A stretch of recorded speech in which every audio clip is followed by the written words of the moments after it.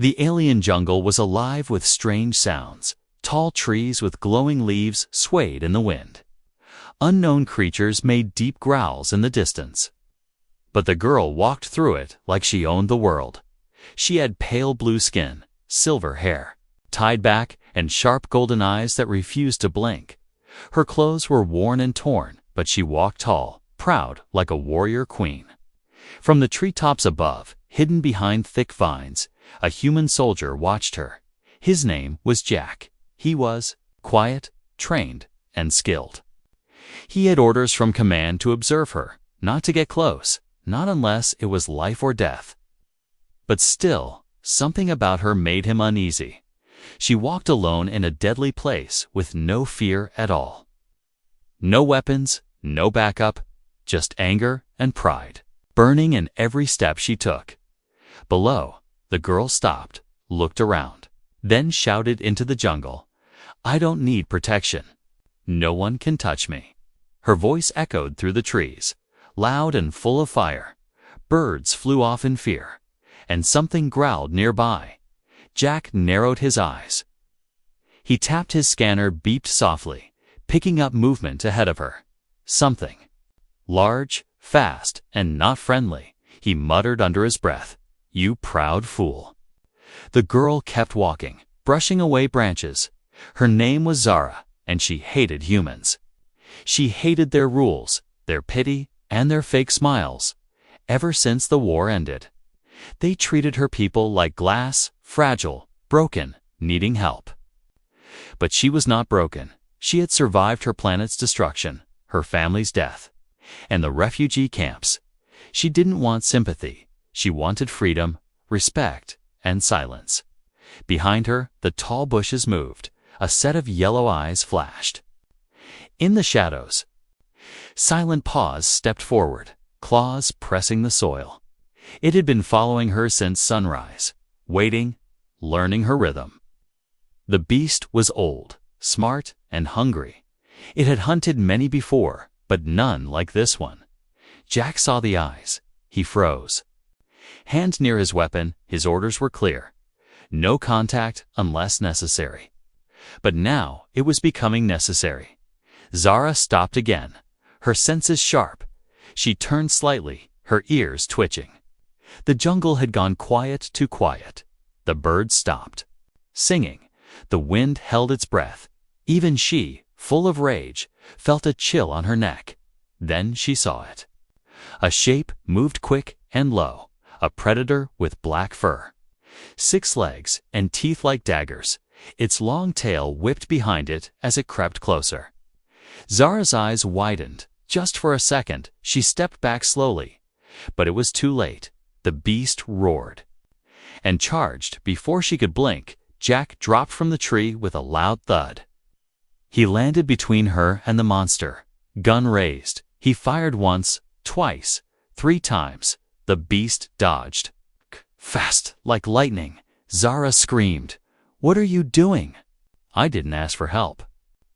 Jack didn't answer. He threw a flare grenade to distract the creature and pulled Zara by the arm. She pulled back, still angry, still stubborn. But the monster lunged again, and this time she didn't resist. They ran together through the trees. The beast close behind, branches whipped past their faces. Thorns tore at their clothes. Zara's breath was sharp, but her legs were strong. Jack led her toward a cave, hidden by thick moss. He pushed her inside, then followed and rolled a rock over the entrance. Inside, they were safe for now. Zara sat against the cold wall, chest rising and falling fast. Jack stood near the entrance, listening to the beast growling outside. After a long silence, Zara spoke. "You didn't have to save me." Jack didn't look at her, just replied, "Didn't plan to." "Just happened." Zara looked at him carefully. He wasn't mocking her, wasn't bragging. He looked tired, calm, maybe even annoyed. But he had jumped in for her, a stranger, someone who shouted at the world. She didn't understand it. Outside, the creature paced, waiting, but inside the cave, something had changed. Zara wasn't sure what. But for the first time in a long time, she didn't feel alone, and she hated how good that felt. Rain poured hard over the jungle, and thunder rolled like growls from the sky. Inside the cave, drops fell from the cracks in the ceiling. Splashing on cold stone, Zara sat with her knees pulled to her chest, staring at the fire Jack had made. It was small but warm, the only light in the dark cave. She didn't speak, and neither did he. Jack sat across from her, checking his weapon. The flame flickering across his calm face, he didn't look like a hero. Not strong like the warriors from her planet's stories, but he had faced the beast. Without fear, Zara hated the silence between them, made her feel things she didn't want to feel. The growls outside had stopped, but that didn't mean the danger was over. Jack didn't relax, his ears sharp like a hunter's. Zara finally spoke, her voice low. "I didn't need your help." Jack didn't lift his head, just said, "Sure looked like you did." She bit her lip, unsure if she was angry or ashamed. "I could have handled it." He looked at her now, eyes calm, but not soft. "And you'd be dead." Zara turned away, hugging her arms tighter. A strange feeling grew in her chest. She had lived through pain, war, and hunger. She never trusted anyone, not even her own kind, and now a human had risked his life for her, and she didn't know why. Hours passed. The fire burned low. Zara couldn't sleep. The cave air too tight, too full of thoughts. Jack finally stood and moved toward the entrance. He moved the rock slightly, just enough to peek outside. "No. More signs of it?" he whispered. Zara stood too, brushing dirt from her legs. "Then I'm leaving." She said, "You should rest." Jack replied without turning around. "I don't need rest. I don't need you." She snapped. He sighed. "Sure, whatever you say." They stepped out into the misty morning, the jungle quiet and wet. Zara walked ahead, fast and focused, but the mud was thick, and the path twisted along a steep hill. Jack followed, letting her lead, always keeping a few steps behind. As the path narrowed between sharp rocks and a deep drop, Zara paused. Below them was a rushing river, and the ledge was too thin. She tried to step forward, but her foot slipped. She gasped, falling sideways. Jack was there in seconds. Grabbing her wrist, pulling her back, she crashed into him, her arms wrapping around his back without thinking. Her legs lifted off the ground as she held on tight. For a moment, neither of them moved, her body clinging to his like a child scared of lightning. Then she realized what she had done. "Don't say anything," she hissed, voice shaking. Jack grinned, but said nothing. She stayed there, holding him like a monkey on his back. The drop had scared her more than the beast, and she hated that too. Jack carried her across the ledge slowly. Carefully, when they reached solid ground, she jumped off and walked ahead in silence. But her ears were red, and she refused to look back. They traveled for hours without speaking, the sun slowly rising through the clouds. The jungle opened into a wide valley, filled with tall grass and strange flowers. Zara stopped at the edge, her eyes scanning the land. "We're close to the old ruins," she said quietly. Jack walked up beside her. "Ruins?" She nodded. "From before the war. Maybe older? Safe?" he asked. "No idea," she replied. "But they might have supplies." They moved through the grass. Careful and slow, old stone structures rose from the earth, covered in vines and moss. Symbols carved into walls, glowing faint blue. Zara ran her fingers over them, whispering something in her language. Jack didn't interrupt. Just watched her from a few steps away. She looked different, now still sharp. Still proud, but something in her eyes had softened, just a little. He noticed her hands trembling slightly as she traced the carvings. Suddenly, a loud crack echoed. Across the valley, they dropped to the ground, hearts pounding. It wasn't the beast. It was a weapon plasma fire. Zara whispered, "We're not alone." From the trees, shadows moved. Figures with helmets, black armor, and laser rifles stepped. Into view, Jack cursed under his breath. Bounty hunters. Zara's face went pale. "They're here for me," she said. "They don't take prisoners." Jack reached for his weapon, eyes sharp. "Stay behind me." But Zara didn't move. She stared at the hunters. Her jaw tight. "I said, I don't need protection," she whispered again. But this time, she didn't step forward. This time, she stayed close to him. Smoke rose from the burnt ground where plasma shots had struck. Zara's heart thudded in her chest like war drums. She crouched behind an old stone block, gripping a dull blade she had hidden in her boot. Jack was just a few feet away, his eyes locked on the enemy. His gun was loaded, his body calm. But the tension in the air could be cut with a whisper. The bounty hunters moved like shadows, slowly closing in. They didn't shout, didn't speak. They were trained for this silent capture or silent kill. Zara hated how her legs trembled. She had always told herself she wasn't afraid of death. But now, crouched in the ruins with a human protecting her, she wasn't so sure. Jack motioned with his hand. 3 enemies, split up, one coming their way. Zara's grip tightened, her jaw clenched. They weren't going to take her, not again. She wouldn't go back to chains. She wouldn't go back to being sold like meat. The hunter's foot hit a loose stone, and the sound echoed like thunder. Jack turned fast, raised his gun, one shot. Clean, straight to the chest. The hunter fell without a word. Zara's eyes went wide. He didn't hesitate. Didn't show mercy. She didn't know whether to be scared or impressed. But the sound of the shot brought the other 2. They charged from behind the walls, weapons raised. Zara and Jack moved together. No time to think, just run. They dashed through the ruins. Dodging broken columns and low beams, shots flew past them, burning holes into stone. Jack pulled Zara behind a crumbling statue. He was breathing hard, sweat running down his neck. "This isn't working," he said.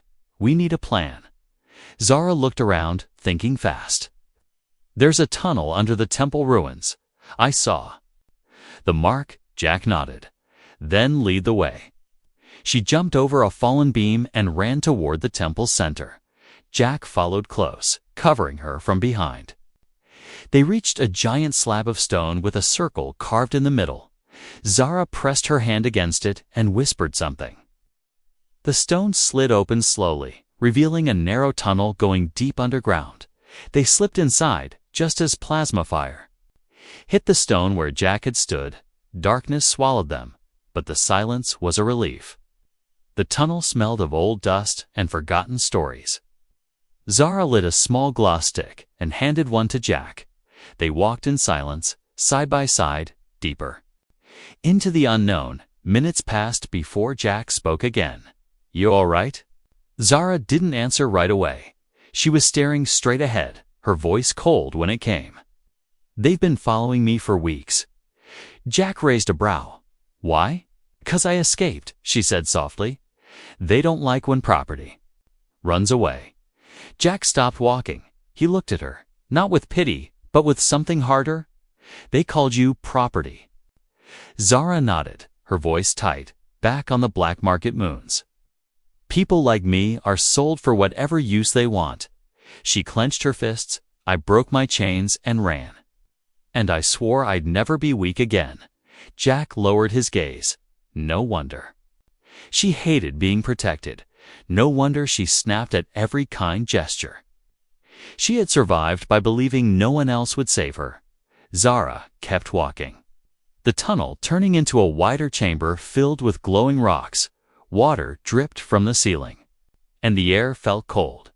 She sat on a stone bench and finally looked at Jack. "You should have left me," she said. "I tried," he replied. "But you're loud and full of trouble." A small, surprised laugh escaped her lips. It was soft and bitter, but it was a laugh. Jack sat across from her, watching her closely. "You don't have to be alone all the time," he said. She looked away. "Alone is safe, alone is cold," he answered. Zara didn't know what to say. She had trusted once, long ago, and it broke her. But now this human had faced monsters, bounty hunters, and her own anger just to keep her safe. And he hadn't asked for anything in return. Her fingers brushed the scar on her wrist. Jack didn't ask about it. He just waited, letting silence speak. After a long moment, she said in a low voice, "I'm not weak, Jack. I never said you were." He replied. She looked at him, her golden eyes softer now. "I've done things to survive. Terrible things. So have I," he said. The chamber felt less cold somehow. Not safe, not peaceful, but less lonely outside. The hunters were still searching, but down in the dark. A broken girl and a tired soldier sat together. Not as enemies, not as strangers, but as something new. Something not yet named, and though she wouldn't say it aloud, for the first time. In a long time, Zara was glad someone hadn't left her behind. The sun was rising when they climbed out of the tunnel. Light poured over the valley like warm water after a long storm. Zara shielded her eyes, squinting at the sky as if it had betrayed her by being beautiful. Jack stepped out behind her, scanning the jungle with careful eyes. The bounty hunters had fallen behind, but both of them knew it was only a matter of time before they returned. The ruins were behind them now. Ancient stone swallowed by vines. Ahead was a steep path through thick trees and narrow cliffs. It led to higher ground where old towers stood half buried in moss. If they could reach one, they could signal someone, anyone. But first, they had to survive the climb. The trail began easy enough, with wide, flat stones beneath their boots. But within minutes, it narrowed, winding along the edge of a cliff. One wrong step meant a long fall into the trees below. Zara didn't say a word, just walked, quick and quiet, but Jack noticed the way her feet hesitated before each step. She had grown up in cages and compounds, not mountains. Her balance was good, but not for this kind of terrain. Jack walked ahead, testing each rock before moving behind him. Zara tried to keep up without showing her struggle. Then the path grew even thinner. A tree root stuck out where the trail hugged the cliff wall. Zara tried to step over it, but her foot slipped. She gasped, arms flailing, her body falling sideways toward the open air. Jack spun without thinking. She barely made a sound before his hands caught her in one fast motion. He pulled her toward him, her body hitting his back hard. Her arms grabbed around his neck, her legs wrapped around his waist, and then she froze. Not because of fear, but because of embarrassment. She had clung to him like a baby creature, like something small and helpless. She didn't even mean to. It just happened. Jack grunted from the impact. But he didn't mock her, didn't laugh. He just stood still. One hand gripping the rock wall, the other steadying her leg. Not a word, she hissed in his ear. Her voice sharp and shaky, didn't say anything. He replied with a smirk. For a few long seconds, she didn't move. She could hear his heart beating, feel his warmth. It was strange. Not frightening, but strangely comforting, and that scared her more than falling. Finally, she let go, her boots landing softly on the trail again. She didn't look at him, just said, "Keep walking," so he did. Pretending nothing happened, the path twisted higher into clouds, the air growing thin and cold. Mist rolled over them like smoke, hiding the trees below. They didn't speak for a while, but something between them had shifted. Zara walked closer now, not trailing far behind, not rushing ahead. And Jack didn't glance over his shoulder as much as before when they reached the top. The old tower stood like a broken spear in the fog, metal pieces rusted and bent, vines curling around every edge. The panel was dead, lights long faded. Jack opened the side and began rewiring with quiet skill.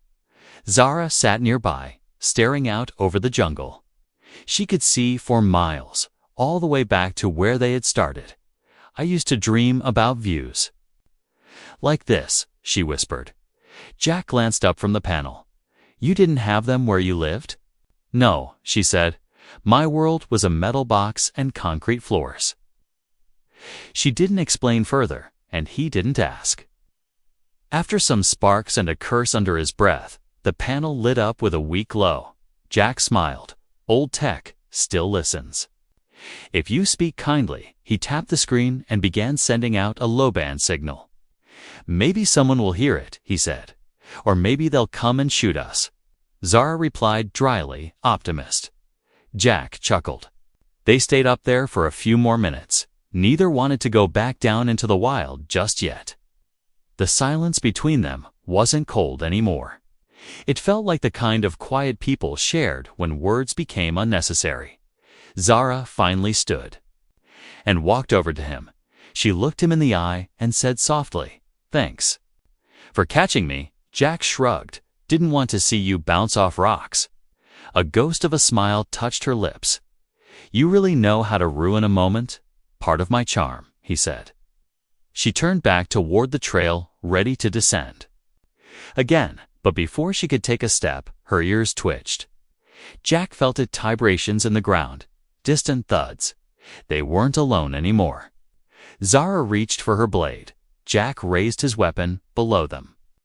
Trees began to shake as something large moved through the jungle. Not the bounty hunters, not the beast from before. Something heavier, something worse. They locked eyes without speaking, whatever was coming.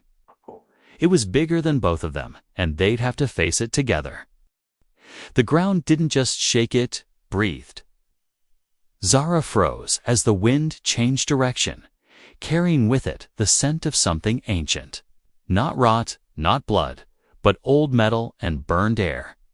Jack lowered his hand to the ground and felt the vibration. Traveling upward, it wasn't footsteps, it was engines from the mist below. A deep mechanical roar echoed across the valley. And then it appeared. A crawling machine the size of a small building. Covered in spikes and armor plates, it moved. Like a living creature, but it wasn't alive. Mounted on top were weapons far too advanced to belong to bounty hunters. Zara's eyes narrowed. That's not here for you, she said. Jack kept his weapon low. No, but it knows we're here. The machine scanned the high ground with red lights, pausing on the tower where they stood. Zara grabbed Jack's sleeve and pulled him down off the ridge. Now, she whispered. They ducked behind the broken panels, crawling through the overgrowth like shadows. A sudden blast tore through the sky above them, missing by inches. The explosion sent a shockwave that tossed them down the rocky slope. Zara hit the ground hard but rolled to her feet. Jack landed beside her, groaning as he pulled leaves from his mouth. You all right? She asked quickly. He nodded. Still ugly, still breathing, they ran. Branches slapping their faces. The air filled with the sound of charging turbines. Zara didn't know what that machine was. But she had heard stories machines built to erase secrets, and someone clearly wanted them both erased. After nearly 20 minutes of dodging trees and ducking lasers, they stumbled into a clearing. It was quiet, again too quiet. Zara leaned against a mossy stone, panting. Jack crouched near her, checking his weapon, which was low on charge. I thought bounty hunters were bad, Jack muttered.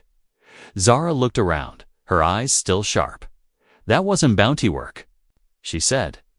That was execution. A low growl came from behind the rocks. Not mechanical this time, but biological. Jack turned fast, weapon raised again. But the creature that stepped out wasn't attacking. It was sniffing the air, looking. Curious, it was tall, covered in orange fur with long arms and glowing blue eyes. Zara froze, whispering, "Stay still." Jack didn't move. Not even a breath. The creature stepped closer, tilting its head as if confused. Then Zara did something strange. She slowly stepped toward it. She held out her hand and spoke in a soft, foreign tongue. The creature stopped, blinked, then made a quiet, chuffing noise. It turned and walked away, vanishing into the trees. Jack blinked, stunned. "What was that?" he asked. Zara didn't look back. "It's from my mother's world," she said. "They only attack liars." Jack raised an eyebrow. "You passed." Zara gave a tired smirk, apparently. They walked through the quiet forest until they reached a riverbank. Zara sat down heavily, her legs finally giving in. Jack dropped beside her, leaning back against a flat rock. "Why were you really running, Zara?" he asked after a moment. She stared at the water, the surface smooth like glass. "Because I was supposed to be someone else," she whispered. He waited, letting her speak on her own time. "They made me into something dangerous," she said, then tried to lock it away. Jack tilted his head. "What do you mean?" "I'm not just someone they sold," she continued, her voice quieter now. "I'm a memory holder." Jack blinked. "That sounds important." "It means I carry knowledge they don't want anyone to have," she said. "Secrets of war, lost weapons, names they erased from history." She touched her temple gently. "I dream about things that haven't happened yet." Jack looked at her differently now, not with fear, but understanding. "That's why they're after you," he said. Zara nodded slowly. "And why I don't trust anyone." Jack stood up and looked out over the river. He tossed a small stone into the water and said calmly, "Well, if someone has to carry secrets, better it be someone who knows how to survive falling off cliffs." Zara laughed once short, real, and sharp. Then she stood too, brushing her hands off on her pants. "You're not what I expected from a human," she said. "And you're a lot more than I expected from someone yelling about not needing protection." He replied. The sun was setting again, casting gold across the trees, and for the first time, Zara didn't walk ahead of him. She stayed beside him as they followed the river toward whatever was waiting next. The enemy knew she was alive, but now she wasn't alone. The chains were gone, but she still felt them around her wrists. Zara stood motionless in front of the cave wall, staring at the marks carved into the stone. Symbols from the camps, written by others like her. Some were prayers, some were names, some were warnings. All of them were written by people who never escaped. Jack lit a flare and stepped in beside her. The red light flickered across her face, showing the cracks in her calm mask. "You okay?" he asked, voice soft but steady. She didn't answer right away. Then, slowly, she said, "This is where they broke people." The cave wasn't just shelter, it was a ruin of an old slave transport station. Long ago, before peace talks, before Earth sent its rescue ships, places like this were used to move the unwanted, the sold, the forgotten. Jack lowered the flare, and the two stood in silence. He knew this was more than just a hiding spot. This was a memory made of stone and screams. Outside, the sound of engines roared again. The hunters had returned, but this time, not just for capture, they came with something else. Zara snapped out of her trance, eyes hard again. "They found us," she said. Jack looked at her. "Can we outrun them?" Zara shook her head. "No," she whispered, "but I can stop them." Before he could ask what she meant, she walked deeper into the cave. He followed the narrow path, twisting down until it opened into a hidden room. There, in the center, was a console enchant, covered in dust but still glowing faintly. Zara approached it, her hands trembling. Jack stepped closer, watching her fingers hover above the keys. "What is this place?" he asked. She took a breath. "This is where they trained us," she said, "before we were sold." Jack's stomach twisted. He looked around and noticed faint outlines of cages in the shadows. One still had a small blanket inside. He didn't ask anything else, just stood there with her. Zara activated the console and the room buzzed to life. Screens lit up, showing nearby zones, troop movements, heat signatures. She tapped quickly. Pulling data only someone like her could access, Jack watched in silence as she became something else, not a lost girl, but a living key. Then her hand stopped, hovering over a red symbol. "If I press this," she said, "it will release the failsafe." Jack stepped closer. "Failsafe." Zara nodded. "It destroys the entrance, traps everything inside." Jack frowned. "Including us." She looked at him, expression unreadable. "Maybe," she said, "but it will buy us time." Before either of them could speak again, a blast shook the cave, dust rained down from the ceiling, and the sound of shouting echoed through the tunnels. Zara looked at the console, then at Jack. "Go," she said. Jack grabbed her wrist. "Not without you." She stared at him, and for once, didn't argue. Together, they ran back the way they came, ducking low and silent. Behind them, shadows moved fast, dark figures in black armor. Voices sharp and cold. One of them raised a scanner. Locking on their heat signature, shots rang out. Plasma fire lighting up the cave like lightning. Jack turned and fired back, covering Zara as she slid across the ground behind a fallen pillar. She reached into her boot, pulled out a blade, and flung it with perfect aim straight into a hunter's eye. Jack was impressed, even in the middle of chaos. "You were trained for war," he muttered. Zara didn't smile, didn't boast. She only said, "I was trained to obey. Now I choose to fight." They ran again, turning sharp corners, hearts pounding. Then they reached a dead end, a sheer drop into blackness, no stairs, no bridge, only vines and shadows. Jack looked over the edge, then at her. "You trust me?" She hesitated, then nodded once. He turned around, crouched slightly. "Get on." She didn't argue this time. She jumped on his back, arms tight around his shoulders, legs wrapped around his waist. He took a deep breath, then leaped. They dropped into the darkness. The fall was short, but the impact sharp. They landed on wet stone, bruised but alive. Zara rolled off his back, coughing. "You're insane," she whispered. He grinned. "You clung to me again." She looked away quickly. "I didn't want to die alone," she muttered. He helped her up. "You won't," he said. Behind them, the upper tunnel shook again. Zara pulled out a small remote and pressed the red symbol from earlier. The entrance above collapsed, trapping the hunters in a thunder of rock and dust. For a moment, everything went still. Then Zara sank to the ground, breath shaky. "I never wanted to come back here," she whispered. Jack sat beside her. "But you did," he said. "And you walked out stronger." Zara looked at him, truly looked at him, not as a soldier, not as a protector, but as someone she might finally let in. The stars looked different when you were finally free. Zara lay on her back in the tall grass, arms spread wide, breathing in the cold night air like it was the first breath of her life.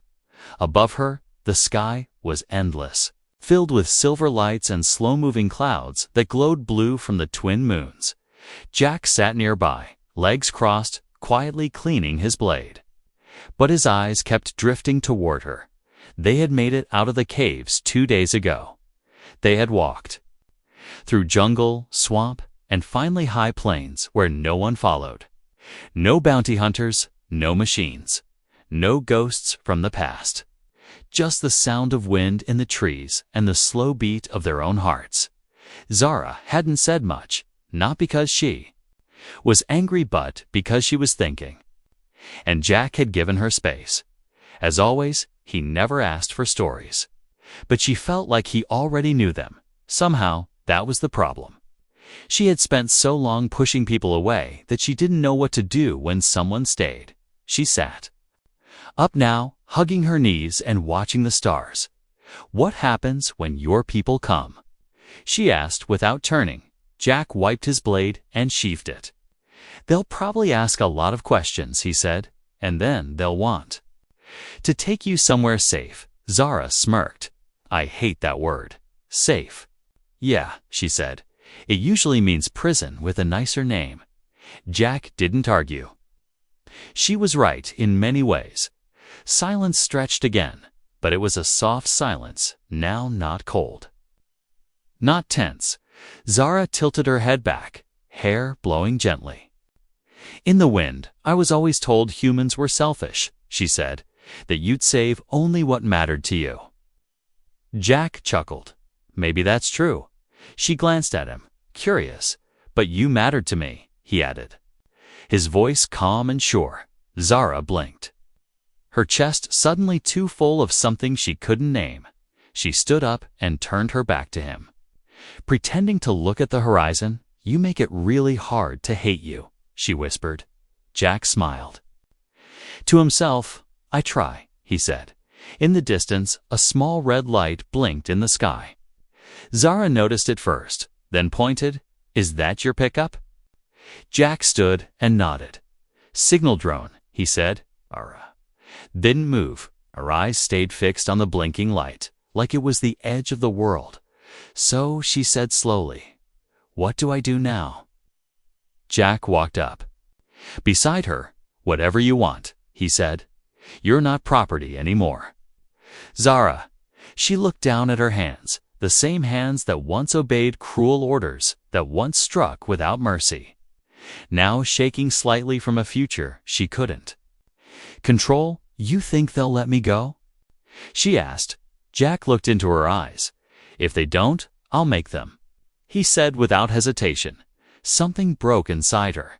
Not like glass, but like a locked door finally swinging open. She stepped forward, grabbed the front of his.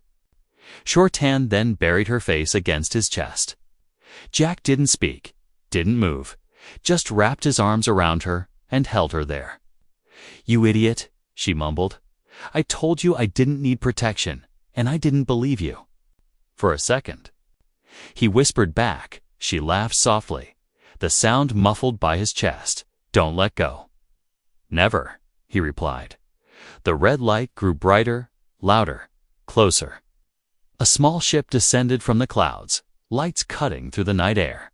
Zara pulled back, just enough to see his face. I don't care where we go, she said, as long as I don't have to walk in front anymore. Jack tilted his head. You want to walk behind me now? She grinned and jumped onto his back again like a playful child. Arms around his neck? No, she said. This view is better. He laughed and carried her toward the ship as the wind from its landing blew across the plains behind them. The jungle faded into shadow. Ahead, the hatch opened with a hiss, and warm light spilled out. Zara looked down at Jack's shoulder, then whispered, You think people like me can ever belong somewhere? Jack looked up at her, eyes full of certainty. You already do. He said, right here. And as the doors closed behind them, sealing off the past, Zara didn't feel weak, or owned, or broken anymore. She felt something else entirely. She felt like home had finally come to her.